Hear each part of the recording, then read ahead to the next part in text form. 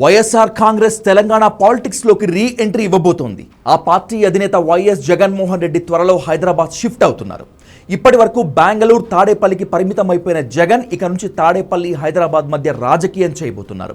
రాజకీయంగా బీఆర్ఎస్ తో ఉన్న అనుబంధాన్ని దృష్టిలో పెట్టుకుని జగన్ తెలంగాణలో తిరిగి కాలు పెడుతున్నట్లు తెలుస్తోంది. 2029 ఎన్నికల్లో వైసీపీ తెలంగాణ నుంచి కూడా పోటీ చేస్తుంది. తద్వారా కవిత లాంటి వాళ్లు పెట్టబోయే పార్టీలకు జగన్ ద్వారా చెక్ పెట్టిస్తున్నారు కేసీఆర్. వైసీపీ రీఎంట్రీతో తెలంగాణ రాజకీయ సమీకరణాలు మారబోతున్నాయి. 2011లో పార్టీ పెట్టిన నాటి నుంచి రాష్ట్ర విభజన తర్వాత కూడా వైసీపీ తెలుగు రాష్ట్రాల్లోనూ యాక్టివ్గాను ఉండేది. 2014 ఎన్నికల్లో తెలంగాణలో పోటీ చేసి 3 అసెంబ్లీ స్థానాలు, 1 ఎంపీ సీటు మాత్రమే గెలుచుకుంది. పొంగులేటి శ్రీనివాసరెడ్డి వైసీపీ ఎంపీగా గెలుపొంది ఆ తర్వాత టీఆర్ఎస్కు వెళ్ళిపోయారు. గడిచిన 12 ఏళ్లలో వైసీపీ మళ్లీ తెలంగాణ వైపు చూడలేదు. 2019లో ఏపీ ముఖ్యమంత్రి అయ్యాక జగన్ పూర్తిగా తాడేపల్లికే పరిమితమయ్యారు. 2024 ఎన్నికల్లో ఓటమి తర్వాత వారానికి 5 రోజులు బెంగళూరులో ఉండి అడపాదడపా తాడేపల్లికి వచ్చి వెళ్తున్నారు. జగన్ బెంగళూరులోనే ఉండటంపై తరచూ రాజకీయ విమర్శలు వస్తున్నాయి. అయితే అనూహ్యంగా జగన్ హైదరాబాద్కు మకాం మార్చనున్నట్లు తెలిసింది. జగన్ బెంగళూరు నుంచి హైదరాబాద్ షిఫ్ట్ అయ్యే నిర్ణయం వెనుక అసలు గేమ్ ప్లాన్ ఏంటి? ఇది కేవలం లొకేషన్ మార్పా లేక గేమ్ చేంజింగ్ స్ట్రాటజీయా అనేది హాట్ టాపిక్.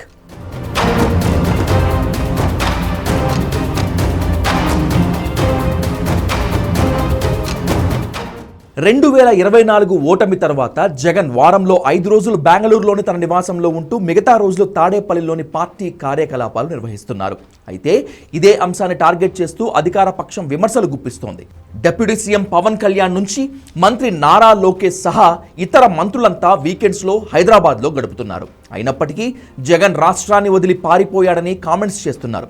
దీనికి కౌంటర్గా త్వరలోనే హైదరాబాద్లోని లోటస్ పాండ్ నివాసానికి జగన్ మకాం మార్చే అవకాశం ఉంది. ఇప్పటికే అక్కడ మరమ్మతులు, పెయింటింగ్ పనులు కూడా జరుగుతున్నాయి. అయితే దీని వెనుక అసలు వ్యూహం 2029 నాటికి తెలంగాణలో వైసీపీ తిరిగి పోటీ చేయాలనుకోవటమే.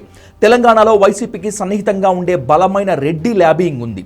తెలంగాణ రెడ్లతో జగన్కి మంచి సంబంధాలే ఉన్నాయి. అలాగే పాత నేతలు చాలామంది జగన్తో ఇప్పటికీ సంబంధాలు మెయింటైన్ చేస్తున్నారు. ఎస్సీ ఎస్టీల్లో ముస్లింలలో వైసీపీకి ఎంతో కొంత ఓట్ బ్యాంక్ వస్తుంది. అన్నింటికంటే ముఖ్యంగా కేసీఆర్ కుటుంబంతో జగన్కి మంచి సంబంధాలు ఉన్నాయి. రాబోయే రోజుల్లో అంటే భవిష్యత్తులో తెలంగాణలో ఓ 10 సీట్లు వచ్చినా జగన్ బీఆర్ఎస్కి ఖచ్చితంగా మద్దతు ఇస్తారు. అంతేకాదు కవిత వలన బీఆర్ఎస్కి జరిగే డ్యామేజ్ పూడ్చగలుగుతారు.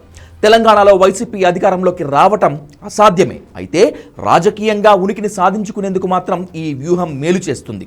హైదరాబాద్ లోటస్ పాండ్లోని జగన్ నివాసమైన రాజకీయాలకు పాత అడ్రస్. 2012లో వైఎస్ఆర్ కాంగ్రెస్ పార్టీ స్థాపన తర్వాత ఇదే నివాసాన్ని రాజకీయ కేంద్రంగా మార్చుకొని జగన్ పాలిటిక్స్ చేశారు. 2012లో పార్టీ ఆవిర్భావం నుంచి 2017 పాదయాత్ర వరకు ఇదే వైసీపీ హైకమాండ్ సెంటర్. ఇప్పుడు అదే లోటస్ పాండ్ కేంద్రంగా జగన్ రాజకీయాలు, పాలిటిక్స్లో కొత్త టర్న్ తీసుకోనున్నాయి. హైదరాబాద్కు షిఫ్ట్ అయితే బెంగళూరు విమర్శలకు ఫుల్ స్టాప్ పడటం మాత్రమే కాకుండా 2 రాష్ట్రాల నేతలతో సమన్వయం పెంచుకునే అవకాశం ఉంటుంది. ఇప్పటికీ ఏపీ, తెలంగాణకు చెందిన నేతలు హైదరాబాద్లోనే ఎక్కువగా ఉంటున్నారు. అందుకే పార్టీ కార్యకలాపాలు, వ్యూహాత్మక నిర్ణయాలు హైదరాబాద్ నుంచే తీసుకుంటే కొత్త రాజకీయ సమీకరణాలు ఏర్పడతాయి. హైదరాబాద్ నుంచి రాజకీయాలు నడిపితే భవిష్యత్ పొలిటికల్ ప్లాన్స్కు ఇది బేస్ అవుతుంది.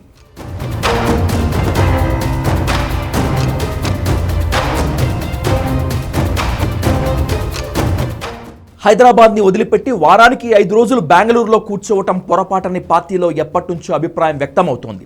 2 ఏళ్ల తర్వాత కానీ జగన్లో మార్పు రాలేదు. హైదరాబాద్ బేస్ వదులుకుంటే భవిష్యత్ రాజకీయం కష్టమవుతుందని గ్రహించారాయన. ముఖ్యంగా వైసీపీ నేతల్లో సగం మందికి పైగా హైదరాబాద్లో ఉండేవాళ్లే. ఇప్పుడు ఎవరైనా బెంగళూరు వెళ్ళి జగన్ని కలవాలంటే అదో పెద్ద ఎక్సర్సైజ్ అయిపోతుంది. హైదరాబాద్లో ఉంటే ఏపీ లీడర్లను కలవటం కూడా తేలిక అవుతుంది. దీంతో పాటు తెలంగాణ రాజకీయ కసరత్తు కూడా ప్రారంభించవచ్చు. అందుకే ఇవన్నీ దృష్టిలో పెట్టుకొని త్వరలో హైదరాబాద్కు మకాం మార్చబోతున్నారు జగన్. భవిష్యత్తులో తెలంగాణ పాలిటిక్స్ను ఈ నిర్ణయం ఎలాంటి మలుపులు తిప్పుతుందో let's wait and watch on political screen.